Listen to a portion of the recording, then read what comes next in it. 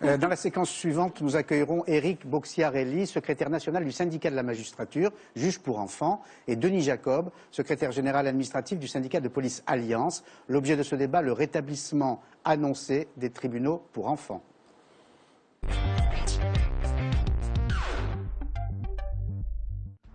La suppression des tribunaux correctionnels pour mineurs, c'est l'une des priorités de la ministre de la Justice, Christiane Taubira. Depuis le 1er janvier 2012, les mineurs récidivistes âgés de 16 à 18 ans et encourant au moins 3 ans de prison ne comparaissent plus devant un tribunal pour enfants, mais bien devant 3 juges professionnels. Cette réforme, mise en œuvre par Nicolas Sarkozy pour lutter contre la délinquance, avait été vivement critiquée par les magistrats. Il ne porte que sur moins de 300 cas par an, donc c'est très résiduel. Et on a fait quelque chose de très important en termes médiatiques, en termes d'annonces, mais ce n'est pas vraiment efficace en réalité. En supprimant ces tribunaux, la gauche vise à renouer avec l'ordonnance de 1945 et à privilégier l'éducatif par rapport au répressif. À droite, plusieurs responsables sont rapidement montés au créneau. La mesure de la garde des Sceaux est symbolique, c'est l'application du credo de gauche sur la sécurité, le credo laxiste, d'un côté l'angélisme, parce qu'ils sont jeunes, finalement ils ont le droit de faire des conneries, de l'autre côté la culture de l'excuse. Ce mercredi, le Premier ministre Jean-Marc Ayrault a confirmé la suppression de ces tribunaux correctionnels pour mineurs, mais il a précisé que la mesure fera l'objet d'une concertation. Alors, tribunal correctionnel pour mineurs ou tribunal pour enfants, quelle est précisément la différence, Vicky? Eh bien, le tribunal pour enfants est composé d'un juge des enfants et de 2 assesseurs issus de la société civile.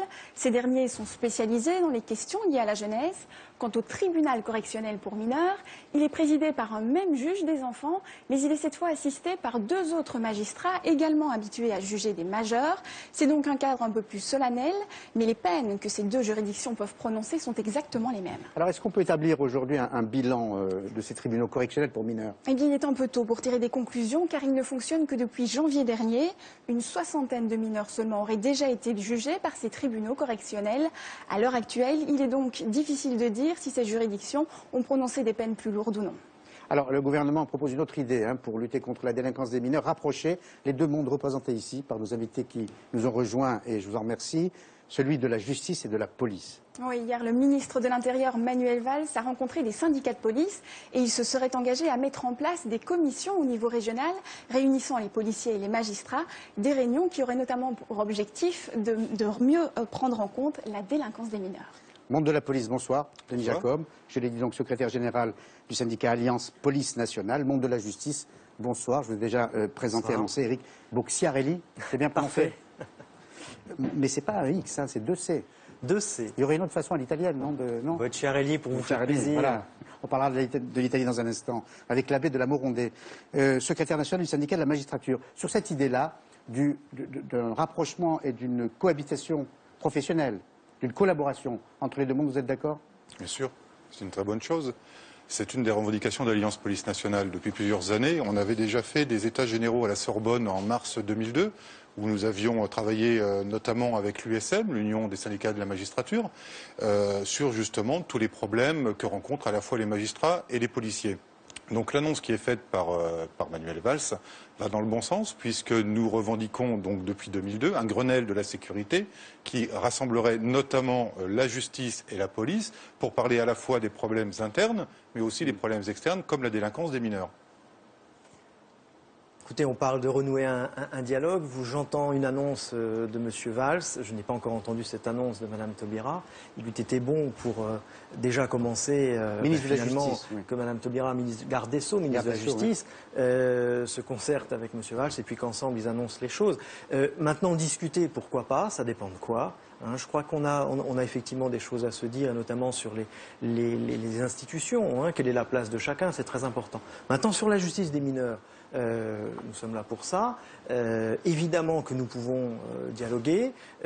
En tout cas, au syndicat de la magistrature, on attend beaucoup de changements dans ce domaine. Et il y a beaucoup de travail à faire, notamment avec tout ce qui touche à l'éducatif, en priorité.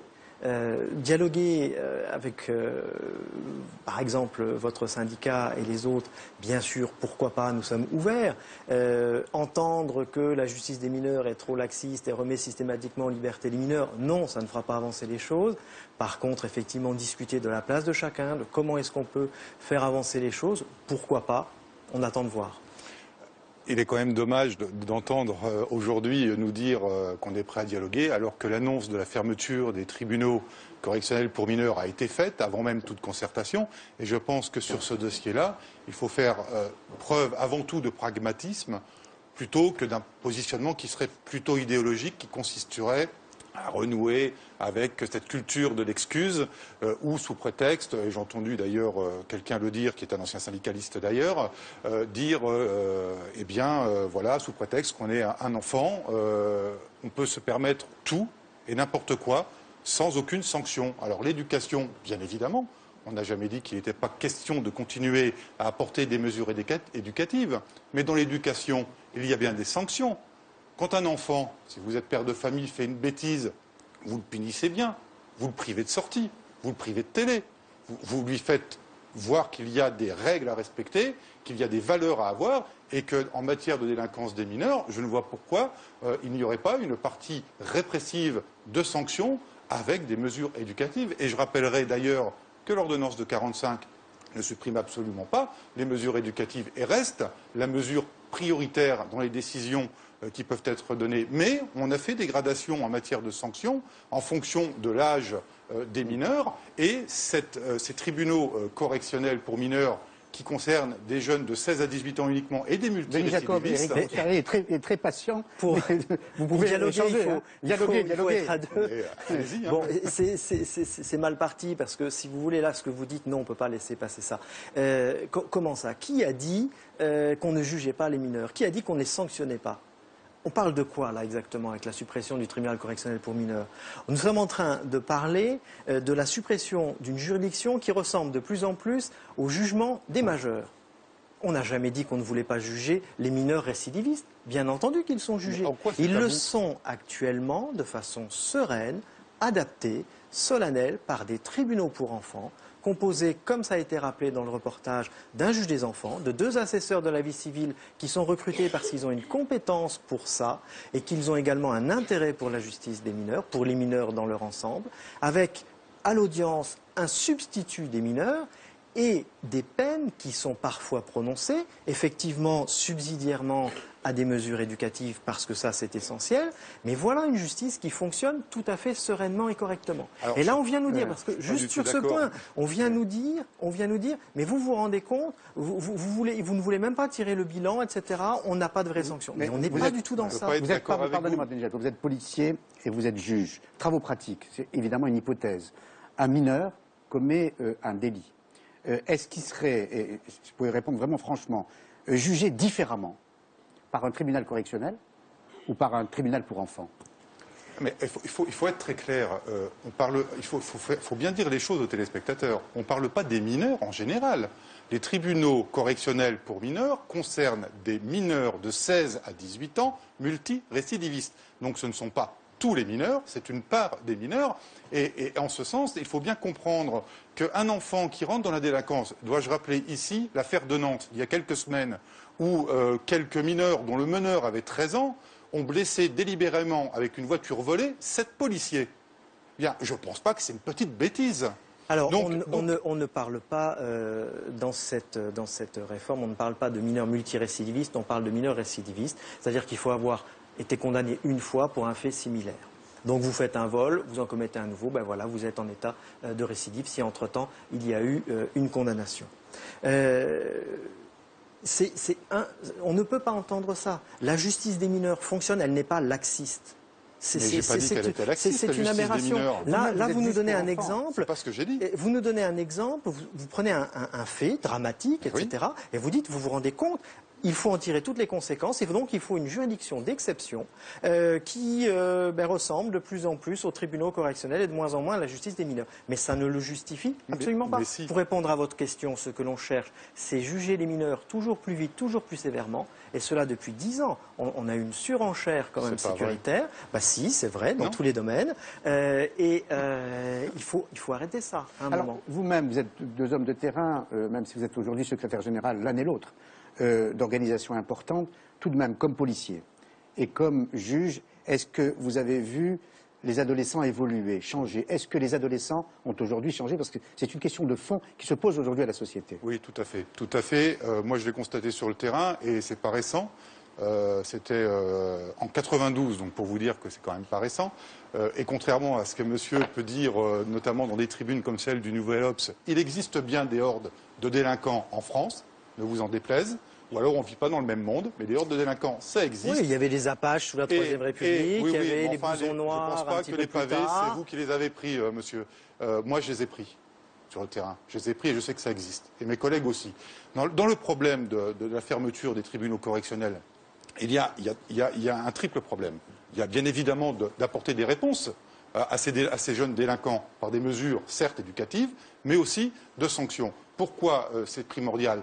Vous disiez que c'est depuis 10 ans qu'il y a cette surenchère répressive. C'est faux. Il y a un rapport sénatorial qui a été fait en 2001, il n'est quand même pas récent, qui soulève les problèmes de l'ordonnance de 45 en disant que les mesures purement éducatives ne suffisent plus. Vous avez même une collègue à vous qui était, je ne sais pas si elle l'est toujours, mais qui était juge pour enfants à Valenciennes, qui elle-même a dit que c'est tellement aberrant que dans l'ordonnance de 45, à l'article 19, il n'y ait pas des mesures répressives de sanctions avec des mesures éducatives, que ce n'était pas du tout pédagogique.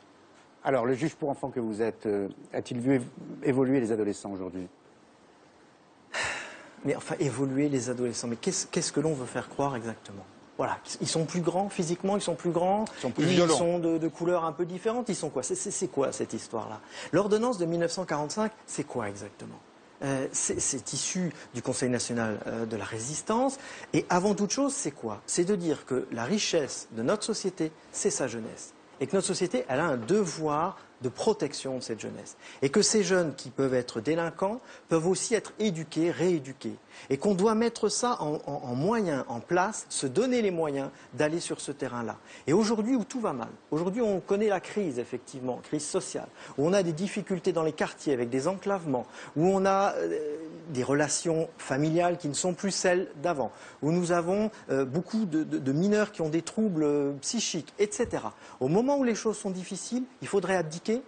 Il faudrait dire, ah ben non, là maintenant on stigmatise la jeunesse, on les sanctionne toujours plus sévèrement. Mais pas du tout. C'est exactement ce qu'on est en train de faire depuis 10 années. Non. Nous disons au syndicat de la magistrature, il faut revenir sur terre. Il y a beaucoup d'autres choses à faire. Il y a un travail de prévention, un travail éducatif.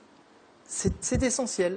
C'est essentiel parce que c'est ça qui permettra de ne pas se retrouver effectivement avec des faits divers graves comme ceux que vous avez évoqués. Vous avez 2 rapports, un rapport sénatorial de 2001 et un rapport de M. Bockel de 2010 qui met justement en avant que les mesures éducatives telles qu'elles sont faites aujourd'hui ne portent pas leurs des fruits. mineurs Et qui passent devant la justice des mineurs il ne faudrait peut-être pas oublier non plus les victimes, oublier les victimes et les policiers. Messieurs. Alors on a donné la parole à un juge et un policier, évidemment. Dans d'autres émissions, dans d'autres débats, nous donnerons la parole aussi à d'autres personnes tout à fait légitimes, comme les psychologues par exemple, sur l'adolescence aujourd'hui et la réponse qu'on doit apporter à leur comportement. En tout cas, merci pour cet échange.